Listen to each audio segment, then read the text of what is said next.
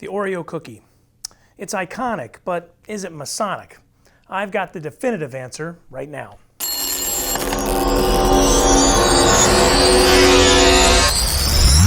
Welcome to the Scottish Rite Freemasonry channel. I am Maynard Edwards, 32nd degree KCCH. I hope you'll take a moment to subscribe to the channel, give us a thumbs up, share the video, and of course, drop a comment below. We love it when Masons shout out their lodges or Scottish Rite Valley, or if you've got a question about Freemasonry, drop it below. The Oreo cookie, a staple of fine American snack foods for 110 years. In fact, it's the #1 selling cookie in the world. We've all seen the design on the cookie, and most of us probably just eat them rather than looking for hidden meanings in the design. But as it turns out, when some people look at this classic design, they see some Masonic imagery or potential Masonic imagery. So are there any Masonic symbols on the Oreo? To find out, let's take a quick look at Oreo history.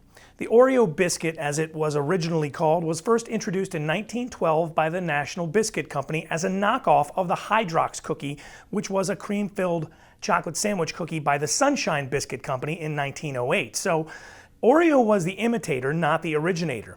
The chocolate dough used to make these wafers was dense enough that an intricate design could be stamped into the cookie itself. Hydrox cookies simply had a wreath of flowers surrounding the word Hydrox, and the original Oreo design had a simple laurel wreath around the word Oreo. So far, no Masonic secrets here.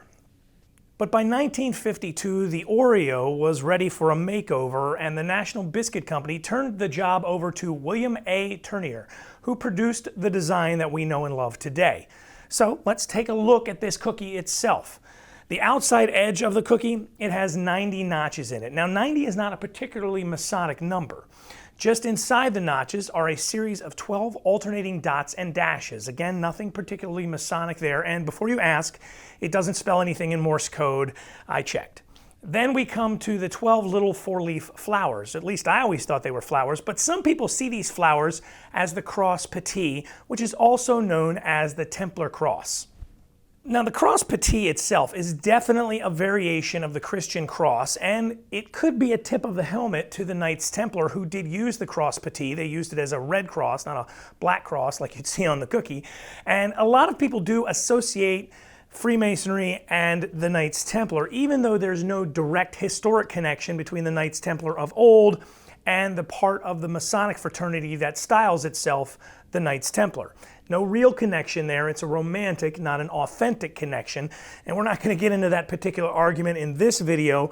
We've talked about it in other videos on the channel. So the cross petit could be a little bit Masonic or a tip of the hat to that part of the Masonic fraternity, but it also could just be 12 little four-leaf flowers. Next, there's this little guy right here, and that could just be a little triangle, but some people see it as an upside-down square and compass. I have to tell you, I don't see it that way. It just looks like a little part of the Nabisco logo. And speaking of the Nabisco logo, there's that Nabisco logo that we're all pretty familiar with the word Oreo inside of it. Now, the word Oreo is not a Masonic term. In fact, nobody really knows where that word comes from or exactly why they attached it to this cookie.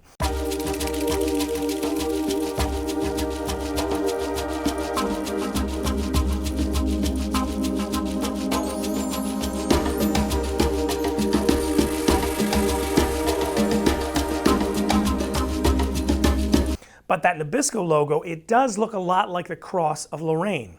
Again, this could be a little tip of the hat to the Knights Templar because the Cross of Lorraine was also used by the Knights Templar, and the Cross of Lorraine does have some Masonic connections in the modern era, as it is the symbol associated with an Inspector General Honorary of the Scottish Rite, or a 33rd degree Scottish Rite Mason.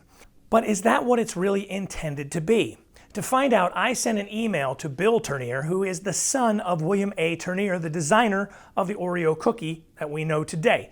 According to Bill, his dad was not a Mason and was Catholic and had no interest in the craft of Freemasonry. However, his grandfather was a Mason, so it's certainly possible that William Turnier had been exposed to some Masonic imagery in his youth. In my email conversation with Bill, he says he doesn't think his dad had anything in mind that was remotely Masonic when he designed the cookie. In the case of the flowers, well, they were just flowers, and the dashes and dots, well, they were just something easy that could be stamped into the cookie and that would turn out really easy in a mass production line. So it really was more about ease of operation and symmetry in terms of his dad's design. And that Cross of Lorraine, well, that Cross of Lorraine originated in 1898, way before William A. Turnier was a part of the National Biscuit Company. That is part of the logo for the National Biscuit Company, which of course would become Nabisco in 1973. That cross is still a part of their logo today, that familiar red triangle with the white letters and logo inside. And there are a few different theories as to why the Cross of Lorraine was used in the Nabisco logo, but company literature says it was borrowed as a seal from the European Printers Guild as a mark of excellence and quality.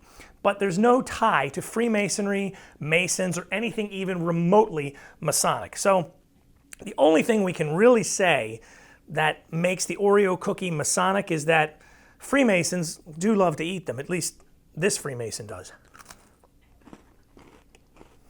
So, next time you're looking at the cookie, it's not Masonic, but it's pretty darn delicious. Thanks for watching. Somebody give me some milk.